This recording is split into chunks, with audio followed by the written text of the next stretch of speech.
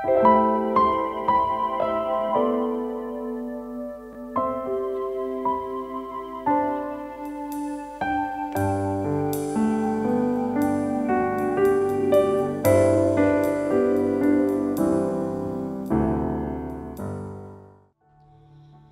selamat pagi Bapak dan Ibu semuanya. Puji nama Tuhan, pagi hari ini kita boleh sama-sama menyembah Tuhan dan memuji Tuhan. Mari saya ajak kita untuk terus menyembah Tuhan di setiap hidup kita. Karena hanya itu yang bisa kita lakukan untuk memberikan yang terbaik bagi Tuhan. Dan biarlah setiap penyembahan kita boleh terus menyenangkan hatinya. Mari sebelum kita menyembah Tuhan, kita sama-sama berdoa. Kami tahu Tuhan bahwa hanya di dekat-Mu Tuhan jiwa kami tenang. Hanya di dalam Engkau Tuhan kami merasakan kemenangan. Kami merasakan pemulihan Tuhan. Kami merasakan lawatan-Mu atas setiap kami. Terima kasih Bapa untuk hidup kami yang semakin hari Tuhan terus pakai untuk menjadi alat-Mu Tuhan. Dan biarlah setiap hari kami boleh terus menjadi berkat. Kami tetap terus Tuhan mempermuliakan nama-Mu Bapa. Dan pagi hari ini Tuhan Yesus, kami mau terus menyembah Engkau. Kami mau meninggikan nama-Mu ya Bapa. Hanya nama-Mu Tuhan yang kekal. Hanya nama-Mu yang besar Tuhan di dalam hidup kami. Terima kasih Tuhan. Kami siap menyembah-Mu. Hanya di dalam nama Tuhan Yesus kami sudah berdoa. Haleluya. Amin.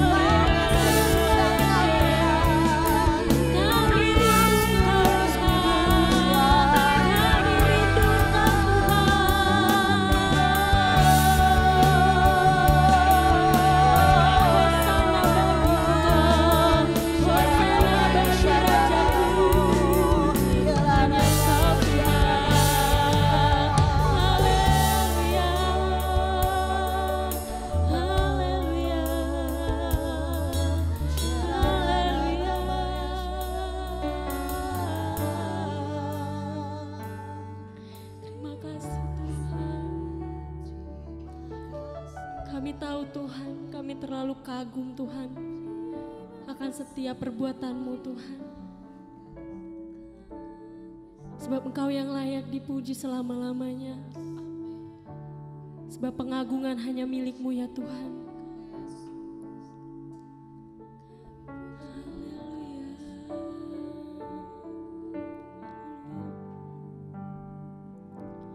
Ku kagum hormat akan Engkau ya Tuhan.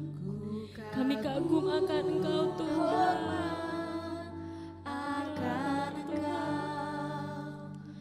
Kau Allah yang layak dipuji.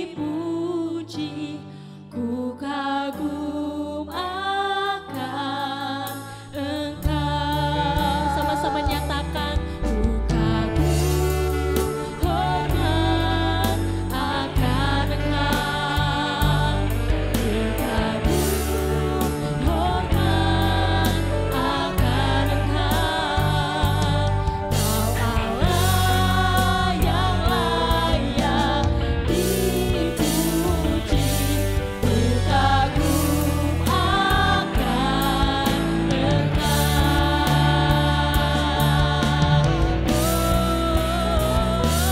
Ku kagum hormat akan Engkau.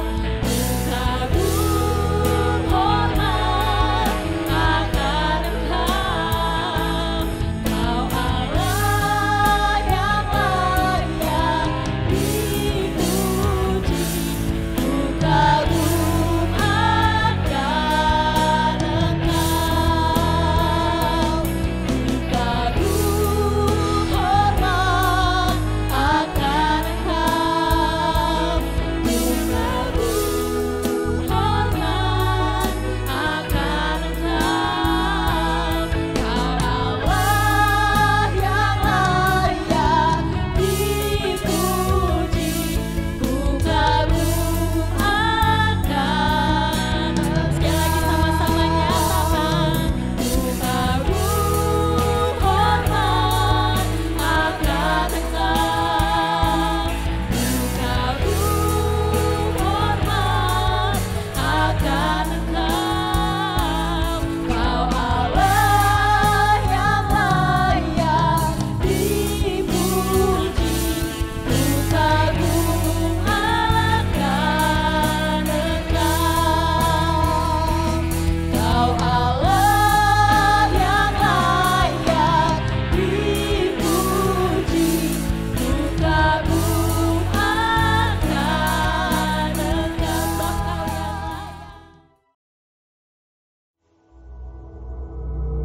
Orang Filistin mengumpulkan tentaranya untuk berperang. Mereka berkumpul di Soko yang di tanah Yehuda dan berkemah antara Soko dan Azeka di Efes Damim. Saul dan orang-orang Israel juga berkumpul dan berkemah di lembah Tarbantin. Mereka mengatur barisan perangnya berhadapan dengan orang Filistin. Orang Filistin berdiri di bukit sebelah sini, dan orang Israel berdiri di bukit sebelah sana, dan lembah ada di antara mereka. Lalu tampillah keluar seorang pendekar dari tentara orang Filistin. Namanya Goliat dari Gad. Tingginya 6 hasta sejengkal. Ketopong tembaga ada di kepalanya, dan ia memakai baju zirah yang bersisik. Berat baju zirah ini 5.000 shikal tembaga. Dia memakai penutup kaki dari tembaga, dan di bahunya ia memanggul lembing tembaga. Gagang tombaknya seperti pesa tukang pedung, dan mata tombaknya itu 600 shikal besi beratnya, dan seorang pembawa perisai berjalan di depannya. Ia berdiri dan berseru kepada barisan Israel. Katanya kepada mereka,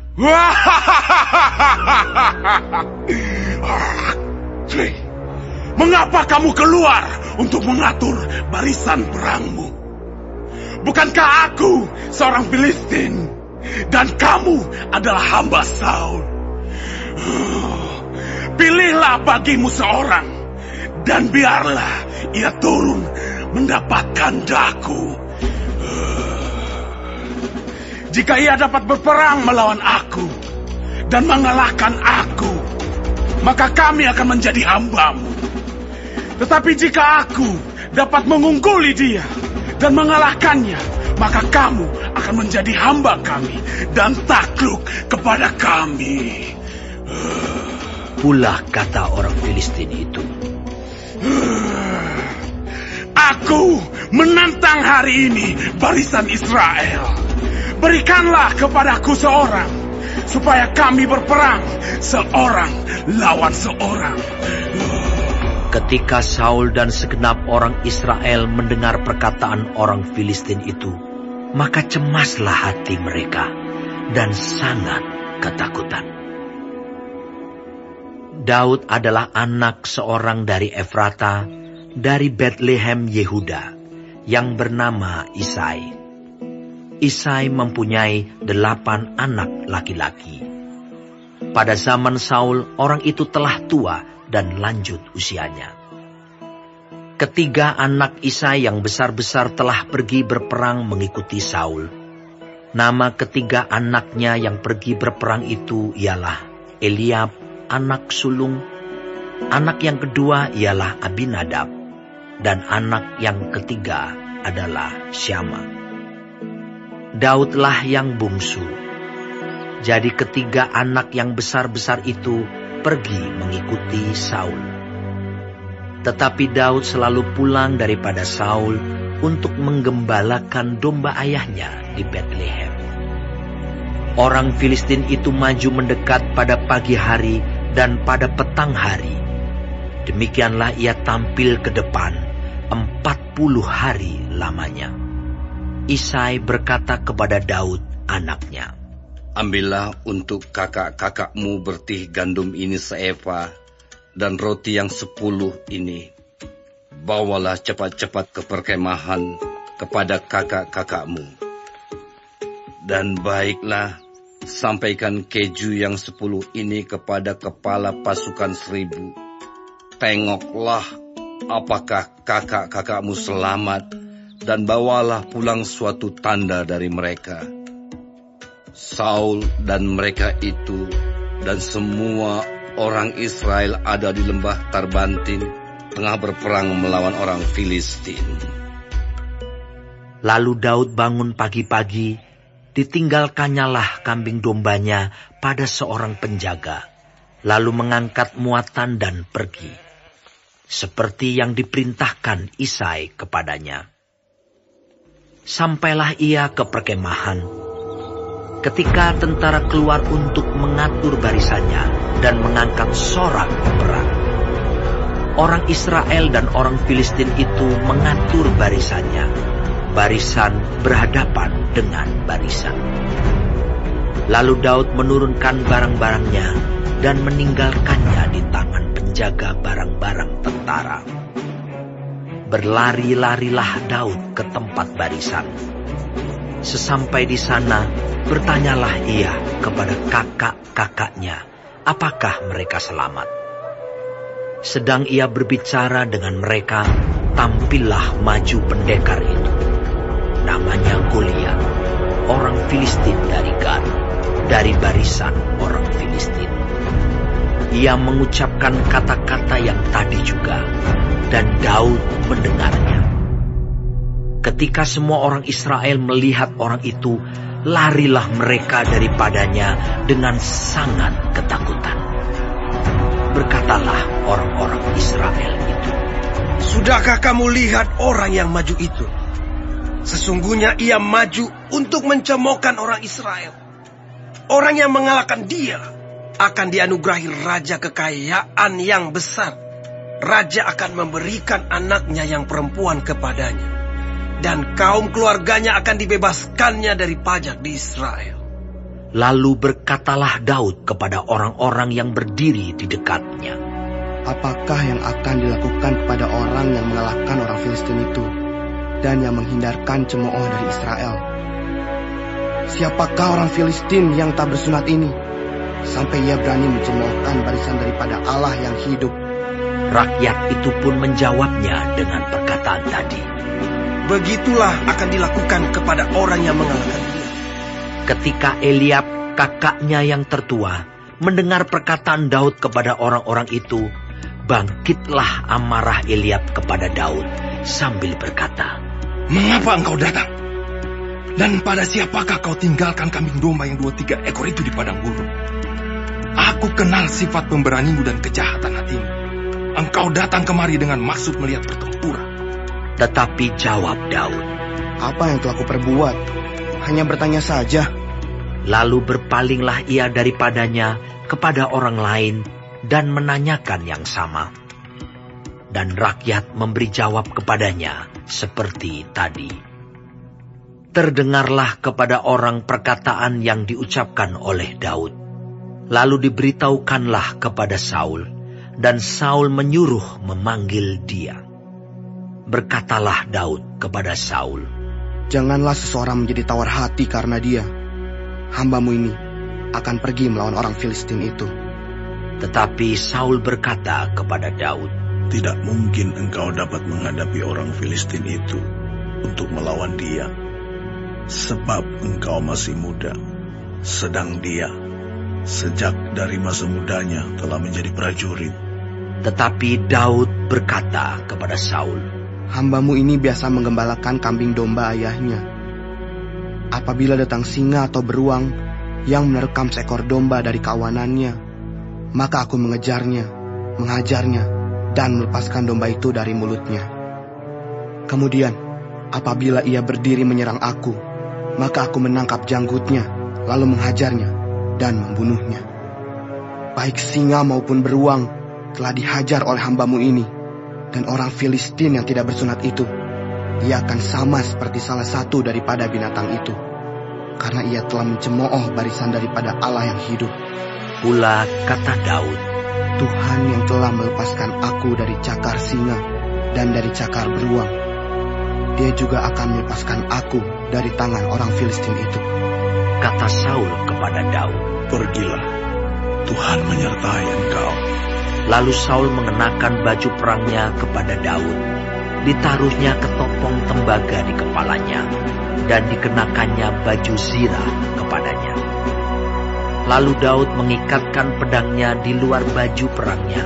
Kemudian ia berikhtiar berjalan, sebab belum pernah dicobanya. Maka berkatalah Daud kepada Saul, "Aku tidak dapat berjalan dengan memakai ini, sebab belum pernah aku mencobanya." Kemudian ia menanggalkannya. Lalu Daud mengambil tongkatnya di tangannya.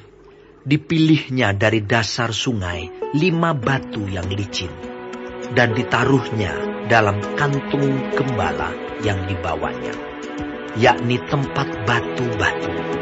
Sedang umbannya dipegangnya di tangannya. Demikianlah ia mendekati orang Filistin itu. Orang Filistin itu kian dekat menghampiri Daud, dan di depannya orang yang membawa perisainya.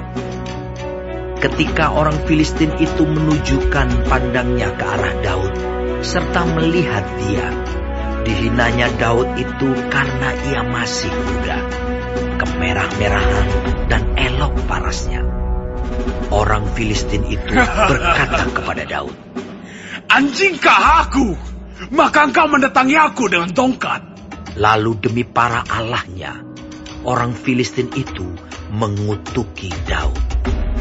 Pula orang Filistin itu berkata kepada Daud, "Hadapilah aku, maka aku akan memberikan dagingmu kepada burung-burung di udara dan kepada binatang-binatang di padang." Tetapi Daud berkata kepada orang Filistin itu, "Engkau mendatangi aku dengan pedang dan tombak dan lembing, tetapi aku mendatangi engkau dengan nama Tuhan semesta alam, Allah segala barisan Israel yang kau tantang itu. Hari ini juga Tuhan akan menyerahkan engkau ke dalam tanganku. dan aku akan mengalahkan engkau dan memenggal kepalamu dari tubuhmu.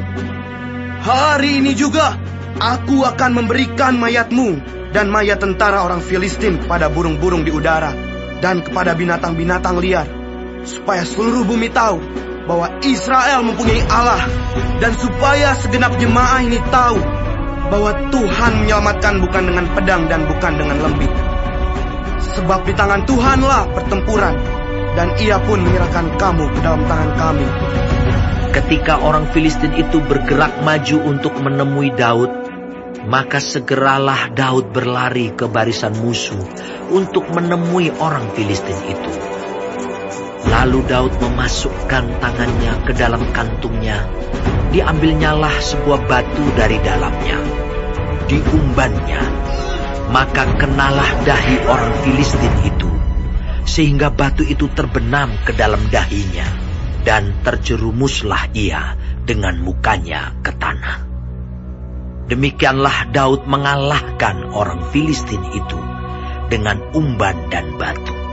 Ia mengalahkan orang Filistin itu dan membunuhnya tanpa pedang di tangan. Daud berlari mendapatkan orang Filistin itu, lalu berdiri di sebelahnya. Diambilnyalah pedangnya, dihunusnya dari sarungnya, lalu menghabisi dia. Dipancungnyalah kepalanya dengan pedang itu. Ketika orang-orang Filistin melihat bahwa pahlawan mereka telah mati, maka larilah mereka. Maka bangkitlah orang-orang Israel dan Yehuda. Mereka bersorak-sorak lalu mengejar orang-orang Filistin sampai dekat Gat dan sampai pintu gerbang Ekron. Dan orang-orang yang terbunuh dari orang Filistin bergelimpangan di jalan ke Saaraim, sampai Gat dan sampai Ekron. Kemudian pulanglah orang Israel dari perburuan hebat atas orang Filistin, lalu menjarah perkemahan mereka. Dan Daud mengambil kepala orang Filistin yang dipancungnya itu dan membawanya ke Yerusalem. Tetapi senjata-senjata orang itu ditaruhnya dalam kemahnya. Ketika Saul melihat Daud pergi menemui orang Filistin itu, berkatalah ia kepada Abner, panglima tentaranya. Anak siapakah orang muda itu, Abner? Jawab Abner, Demi Tuanku hidup, ya Raja, sesungguhnya aku tidak tahu. Kemudian Raja berkata, Tanyakanlah, anak siapakah orang muda itu? Ketika Daud kembali sesudah mengalahkan orang Filistin itu, maka Abner memanggilnya dan membawanya menghadap Saul. Sedang kepala orang Filistin itu masih ada di tangannya. Kata Saul kepadanya, Anak siapakah engkau, ya orang muda? Jawab Daud, Anak hamba tuanku, Isai, orang Betlehem itu.